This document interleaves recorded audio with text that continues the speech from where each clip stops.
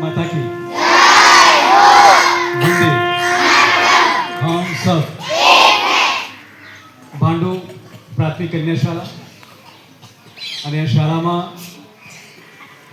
HNK Patel PTC college Bhandu દ્વારા જે internship થઈ રહી છે અને એમાં વિવિધ પ્રવૃત્તિઓની સાથે અત્યારે આપણે શીખીશું કે જીવનમાં કેવી રીતે આપણે સફળતાના શિખરો સર કરી શકીએ. તમે તૈયાર છો? હા કે ના?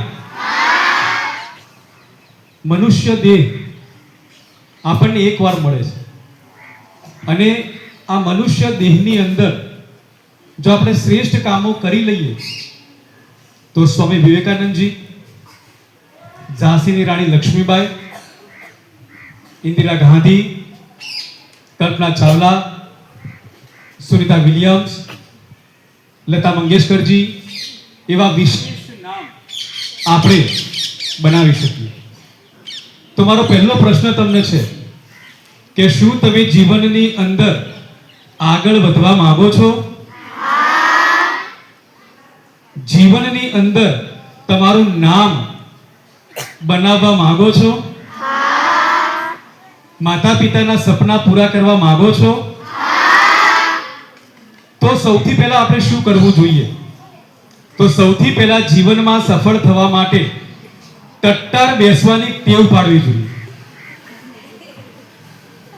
આપણે અત્યાર સુધી એમાં હું પણ આવી ગયો, આપણે હંમેશા બેસીએ એટલે આપણી કમર ઝૂકી જાય અને અત્યાર સુધી જેટલા પણ લોકો સફળ થયા છે અને વિશેષ નામ બનાવ્યા છે એમની કમર કદી ઝૂકી નથી.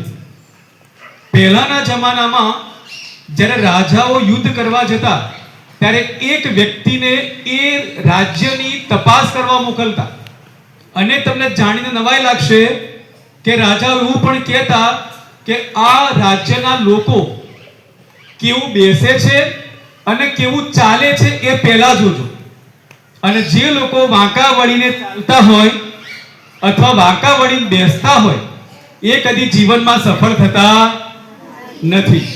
જો તમારે જીવનમાં સફળ થવું છે તો પહેલી શરત તમારે ટટ્ટાર બેસતા શીખવું પડશે.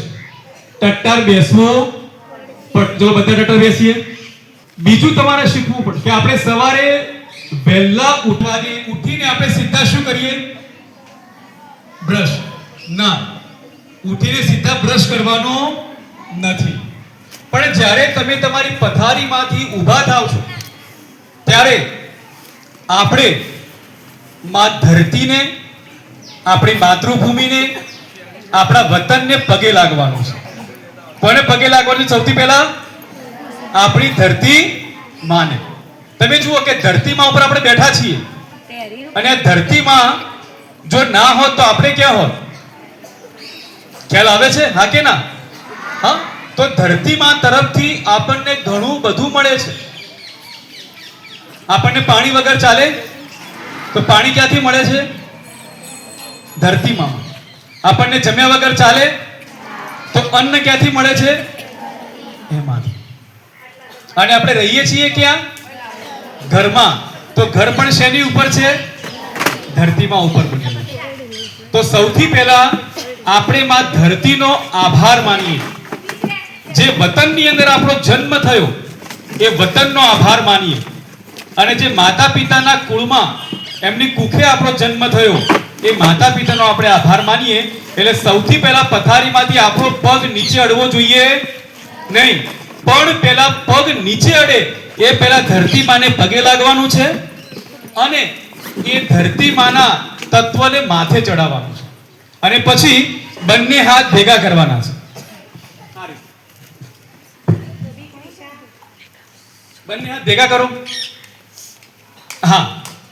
कराग्रे वसते लक्ष्मी, कर मूले सरस्वती, कर मध्ये तु गोविंदम, प्रभाते कर दर्शनम.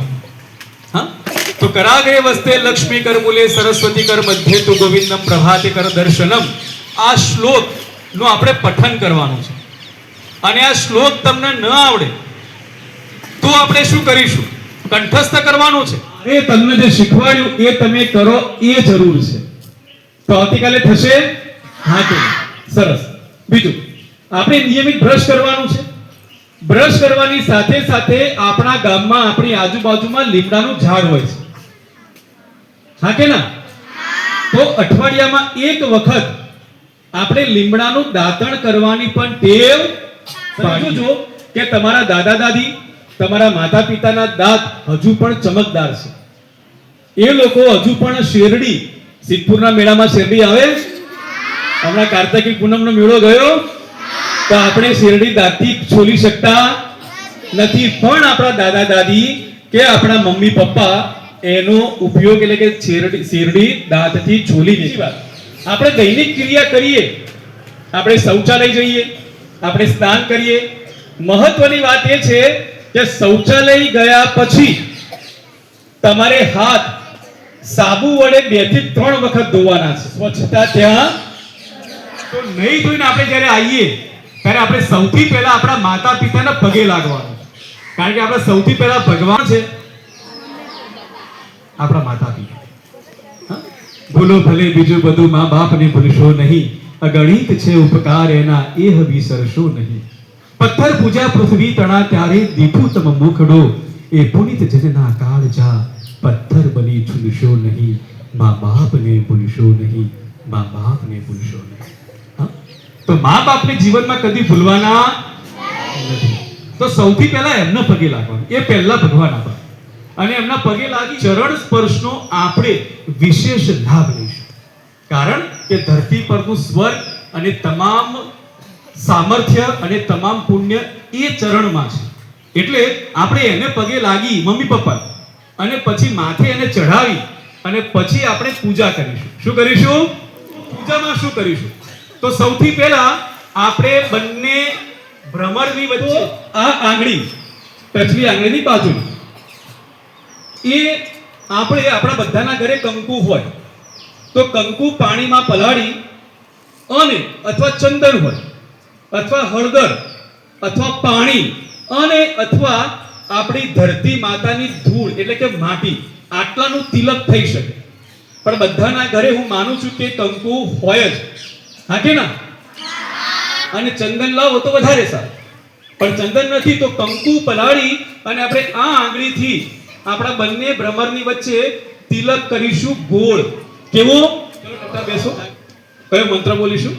ચલો આમ હાથ કરો, આમ આમ સીધો. ચલો આ આંગળી અડો, અંગૂઠો હા અડી ગઈ. ઓકે, હવે આ આંગળી બંને ભ્રમર વચ્ચે મૂકો, બંને ભ્રમર વચ્ચે મૂકો. ચલો હું બોલું એમ બોલવાનું અને આંગળી ગોળ ગોળ ઘસવાની. ઓમ ગમ ગણપતયે નમઃ. ઓમ ઘમ ગણપતયે નમઃ. આંગળી ગોળ ફરવી જોઈએ. ચલો ફરી. ઓમ ઘમ ગણપતયે નમઃ. ઓમ ઘમ ગણપતયે નમઃ. ઓમ ઘમ ગણપતયે નમઃ. ઓમ ઘમ ગણપતયે નમઃ. 3 વખત બોલવાનું છે. પછી એ જ આંગળી ક્યાં લઈ જવાની છે? આપણા કંઠ ઉપર. શું બોલીશું? કંઠ ઉપર. પણ મંત્ર કયો બોલીશું? ઓમ એમ શ્રી સરસ્વતી નમઃ. ઓમ એમ શ્રી સરસ્વતી નમઃ. ઓમ એમ શ્રી સરસ્વતી નમઃ. ફરીથી. ઓમ એમ શ્રી સરસ્વતી નમઃ. પછી બંને હાથને ભેગા કરીશું તો શું થઈ ગયું? તાળી નહીં. શું થઈ ગયું? વંદન, નમન. ઓમ ગુરુભ્યો નમઃ. ઓમ ગુરુભ્યો નમઃ. ઓમ ગુરુભ્યો નમઃ. ઓમ ગુરુભ્યો નમઃ. આટલું થાય? અવાજ બરાબર નથી. આટલું થાય? હા. તો પહેલો મંત્ર કયો હતો? કોણ બોલશે? આંગળી ઊંચી કરો. પહેલો મંત્ર બોલો બેટા. હા બોલો બોલો. સરસ. ગમ, ઘન નહીં, ઘમ, મ, ઘમ. ગને માથે મીંડું.